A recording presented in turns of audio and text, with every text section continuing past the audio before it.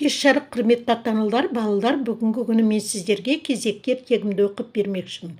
Қазақ халық ертегілерінің арасынан бүгінгі күні мен Асан Батыр деген ертегіні таңдап алдым. Батыр деген не қылған сөз, балалар? Батыр деген ол өзінің отбасын, өзінің ата-анасын, өзінің ауылын, елін, халқын қорғайтын адам. Біздің батырларымыз көп. Әрине сіздер естіген шығарсыздар, Алпамысты, Қобыландыны, мінекей сол батырлардың бірі Асан Батыр. Ал енді ертегімізді бастайық. Баяғыда бір Естемес деген шалдың 3 баласы болыпты. Ең кішісінің аты Асан екен. Асан жас кезінен бастап көзге көріне бастайды. Естемес бір күн Асанға: "Ал балам, менің өлер алдындағы өсиетімді тыңда" дейді. "Сен осы күндердің өзінен бастап өз күшіңе сыйынып, кім болса да сонымен керісіп жүресің, одан аулақ бол" дейді. Күн жетіп Естемес қайтады. Естеместен қалған 3 баласы енді күн көруін амалын ойласады. Бір күні аңшылықпен айналысып жүрген Асанның алдынан 3 атты кісі шыға келеді де Асанға дүрсе қоя береді. Асан үшеуіне де тойтарыс беріп, аттарын, құралдарын тартып алып, өздерін өлтіреді. Сол ауылдың ханының 3 қызы болады. Хан қызын ұзатуға кісі шақырады да: "Осы қыздарымды дәу қара тасты қақ жарған кісіге беремін" деп жариялайды. Кезек күткен жігіттер тасты қақ жара алмай ақыры Асанға келеді. Асан ханның шартын мүлтіксіз орындайды, бірақ қызын хан оған бергісі келмейді. Сөйтіп оны әртүрлі қиын жұмыстарға жұмсайды. Бірақ хан қандай бәлеге жұмсағанмен Асан одан қорықпайды, және айтқан түгел орындап келе береді. Амалы құрыған хан қыздарын Асанға береді. Асан екеуін ағаларына береді, өзі кіші қызды алады. Сөйтіп жүргенде ағаларының көңіліне қарашау: "Бәріміз бір тудық, осы Асан бізден қалай артық болып жүр" деп пікірге келеді. Сонымен ағалары Асанды қалай өлтіру тәсілдерін қарастырады.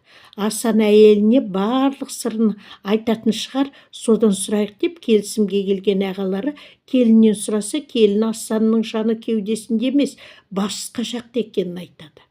Содан ағалары бұлар өлтіре алмайтын білген соң, ең болмаса қор болсын деп, Асан ұйықтап жатқанда ортаншы ағасы босағада қылыш ұстап тұрып, үлкен елге жау шапты деп айғай салыпты.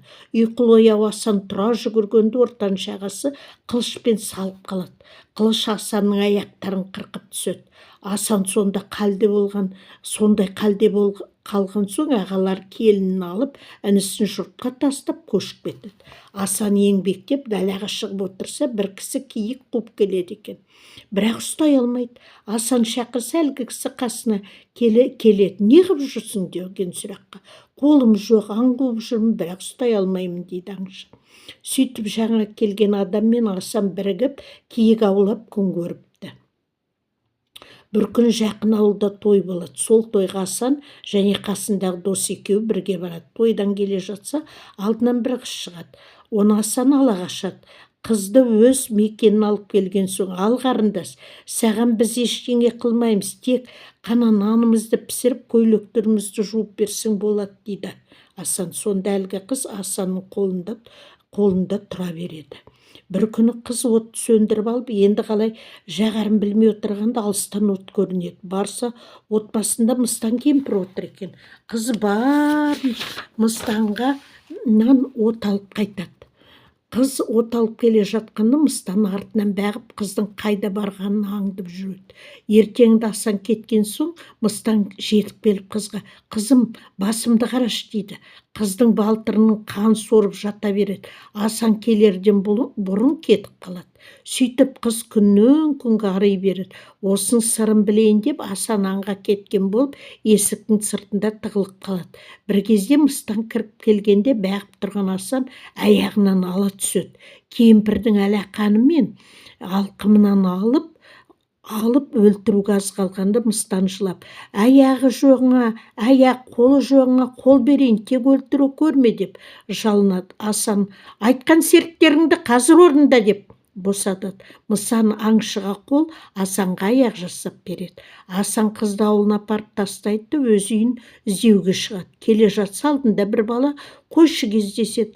Қойшыдан жөн сұраса, бұл өзінің баласы болып шығады. Ағалар Асанның баласын қойшы қылып, әйелін тоқал қылып алған екен. Кешке қарай Асан ағасының ауылына келеді. Өз әйелінің үйіне келіп жатады. Таң ата ағалар балаға қойға бер деп айтқалы келсе, өзінің жұртында қалған інісін көреді.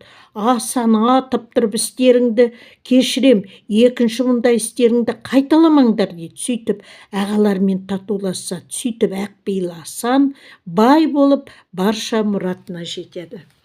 Балалар, ертегім сіздерге ұнаған сияқты, иә? Келесіде бұдан да қызық ертек оқимын.